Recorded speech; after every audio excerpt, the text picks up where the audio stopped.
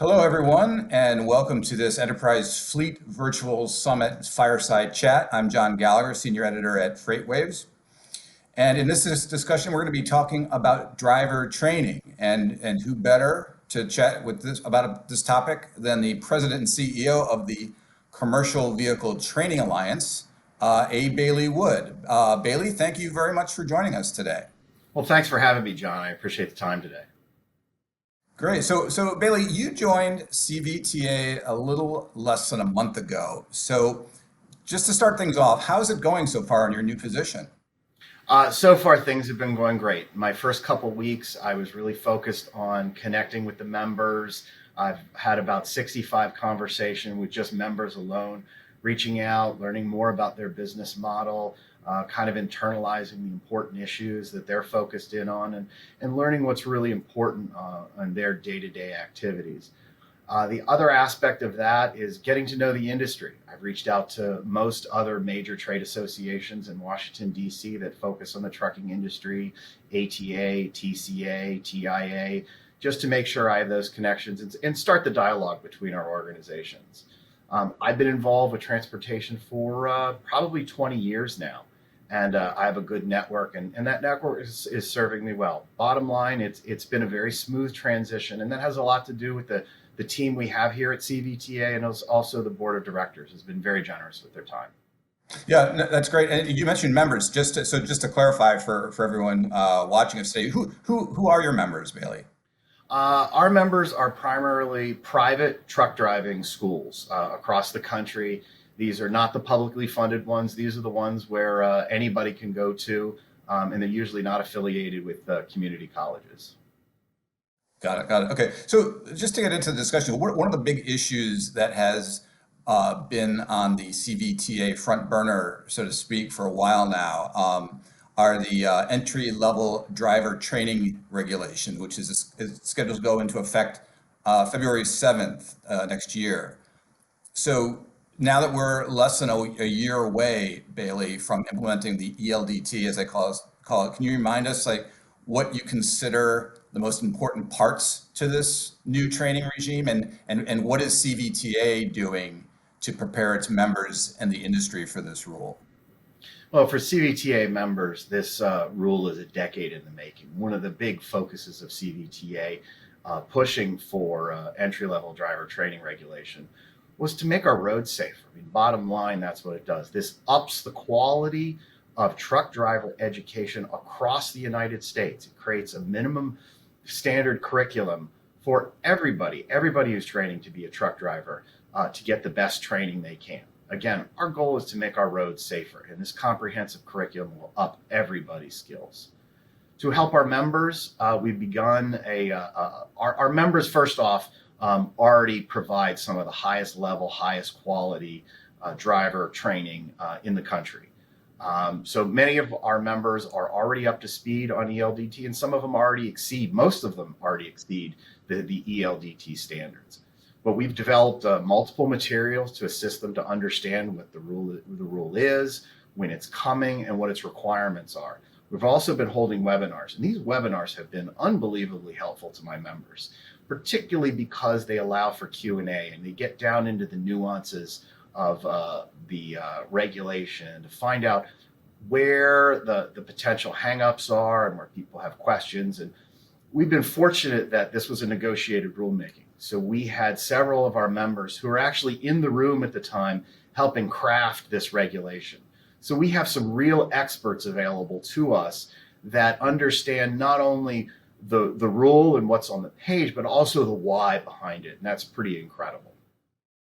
And do you foresee this bringing on added costs for members?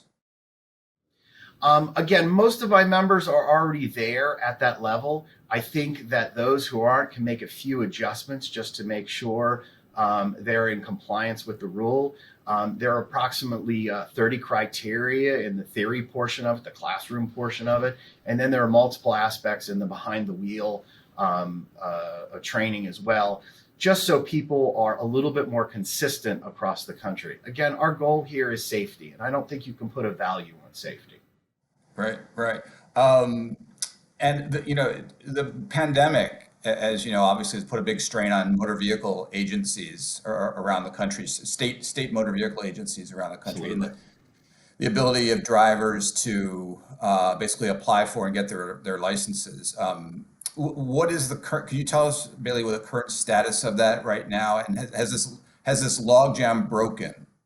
It has somewhat, but there's some flaws that were existing long before the pandemic. At the height of the pandemic, about half of the nation's DMVs shuttered their doors. Nobody knew what to do at first, which is understandable. Fortunately, Federal Motor Carrier Safety Administration stepped in, and they created a waiver for many states to temporarily start third-party testing. Third-party testing, non-DMV testing is something that we strongly advocate for at CVTA. Now, these waivers expire here at the end of May, so we've got about 2 months left as I'm talking to you in early April. And our hope is states will start to finally see the value of third-party testing. There's already a backlog. There's a major backlog. Congress did a study, GAO did a study quite some time ago, and the delays at DMVs are quite significant. These delays haven't subsided primarily because the demand for truck drivers hasn't subsided. So we're hoping that people start seeing, and states and legislatures and governors start seeing the value of third-party testing. We think that'll help not only break the logjam post-pandemic, but in the long term as well, because the demand for drivers is going up. And as internet commerce continues to grow, when it doesn't look like it's stopping, so will demand for truck drivers. That's right. And when you mention third-party testing, Bailey, you're talking about non-state agency testing, correct? Non-state agency testing, for instance, one of my members in Pennsylvania is the largest tester in that state. And he, pushes through probably, they have about 100 tests a month, which is pretty remarkable. Right, right, right, right. So are more driving schools doing their own testing like that? Well, it all depends on what state law requires. Some states permit it, some do not. It's truly up to the state. But we need to get more efficiency in the system. As I mentioned earlier, we're at minimum 60,000 drivers short at this very moment. So, and that number is going to go up dramatically as again, internet commerce increases and the demand for goods starts continuing. And as our economy comes out and gets stronger after the pandemic, we're going to see an even greater demand after that. So we need truck drivers, and third-party testing is a great way to accomplish that and do it quickly. How are your members doing? I mean, your driving school members. During through the pandemic, did how are they faring now? Did any have to shut their doors permanently? To the best of my knowledge, no member had to shut down permanently. So that most of this happened before my time here. So I'm picking this up anecdotally from my member, which has been fortunate. Now, as you know, truck drivers were one of the big heroes out of the pandemic. So when you look at truck driving schools reopened quickly. They got people back into the classroom, either or actually or virtually, got them behind the wheel in a safe way. So schools are doing very well right now. Again, there's no secret that carriers are still looking for drivers to fill seats. And third-party testing, I'll beat that drum one more time, is a great way to get more drivers on the road safely. Yeah, and you mentioned the extensions that have been going. Are you anticipating another extension by the government for more exemptions? We're asking for it. We're pushing for it. But it remains to be seen. I haven't heard much from the Biden administration. Obviously, that changes the Washington calculus rather dramatically. But it makes sense. And one of the things that we're pushing for is also the infrastructure package. There's a lot of openings in that, and we'll see if there's an opportunity to encourage states to implement, again, expanding testing procedures. Yeah, and speaking of the infrastructure package that just recently was unveiled by the Biden administration, did you? It's new. Is there anything in there that you're seeing, Bailey, good or bad for your membership? Wow, that is $2 trillion. That is a big bill. And that covers everything from highways, roads, bridges to workforce development. I mean, heck, they even threw in the kitchen sink. The definition of what constitutes infrastructure in that bill is broader than I've ever seen before. Like I said, I've been involved in transportation policy for going on 20 years now.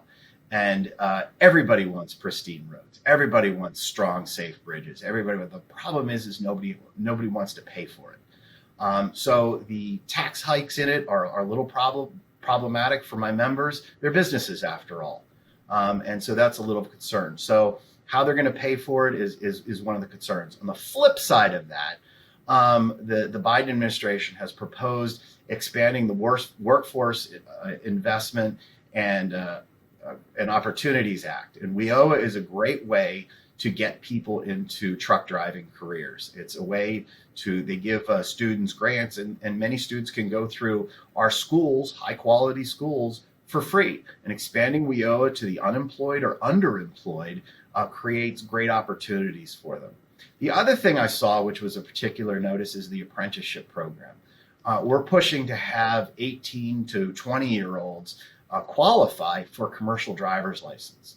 And an apprenticeship program, which they propose in this bill, would really help young drivers get on the road safely, acclimate to a character. So these pre-apprenticeship programs that they're talking about in the infrastructure bill and the apprenticeship programs look really good to us.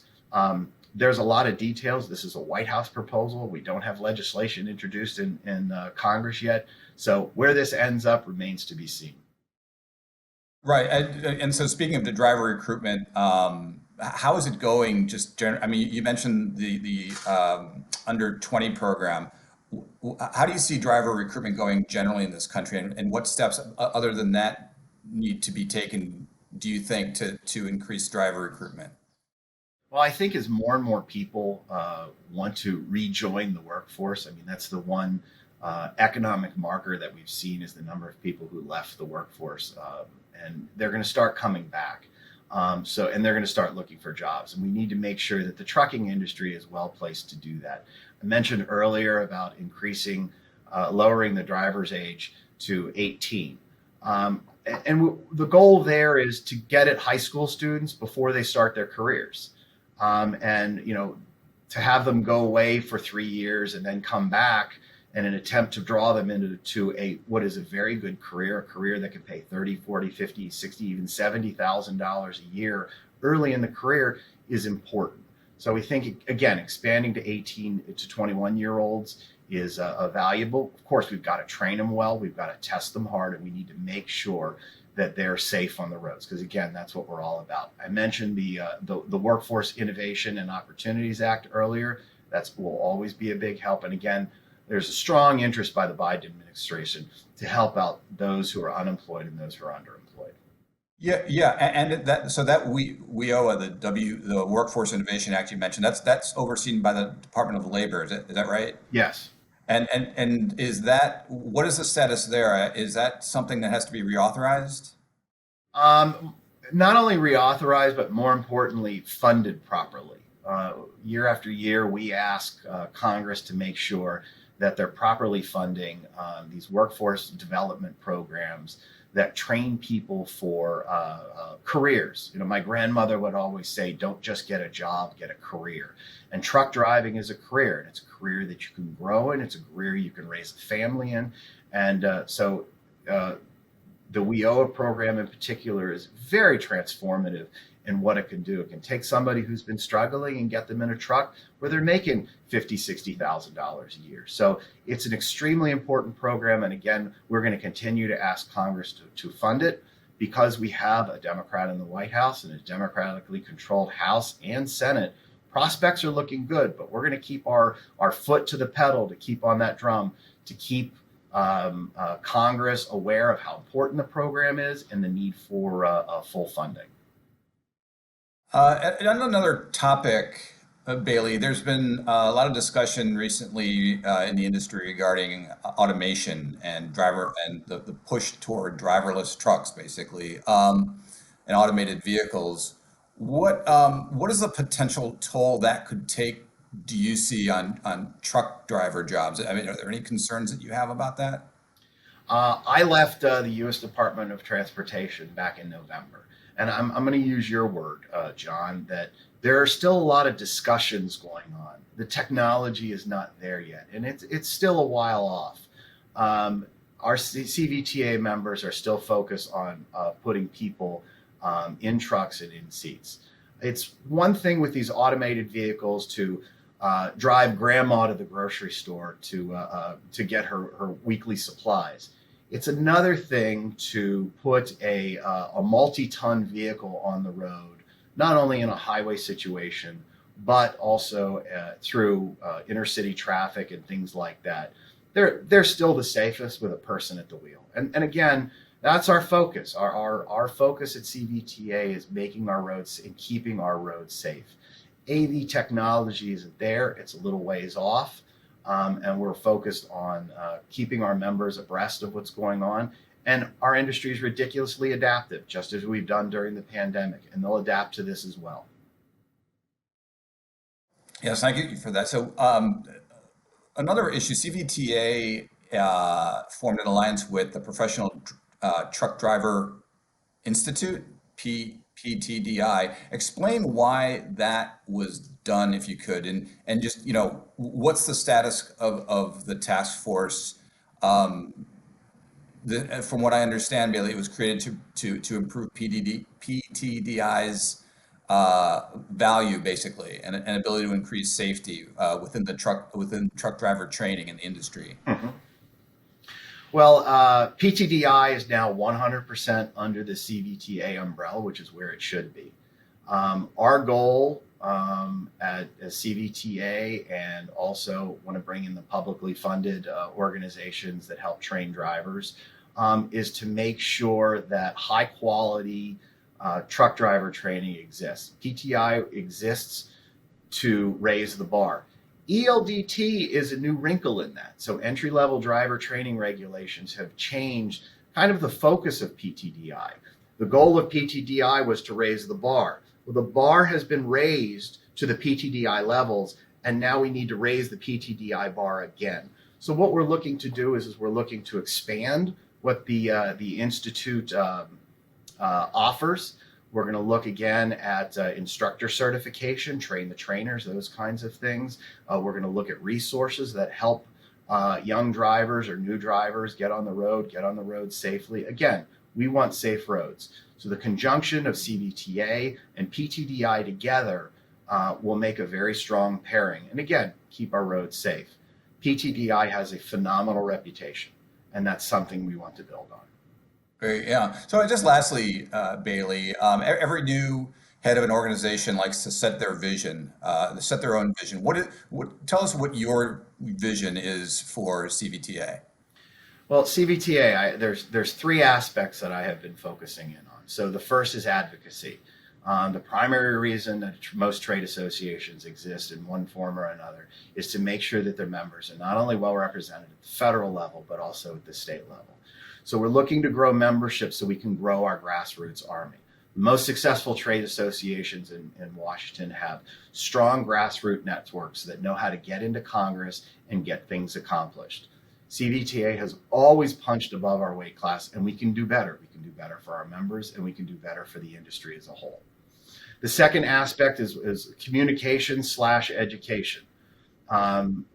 We as an organization want to improve our resource offerings. I talked about the ELDT materials that we provided, the webinars and things like that. So members know what's going on in the industry, where to find resources, and how to improve their businesses. We want to make it easier to train to get quality drivers on the road. And the last thing that I want to strengthen here at CVTA is networking.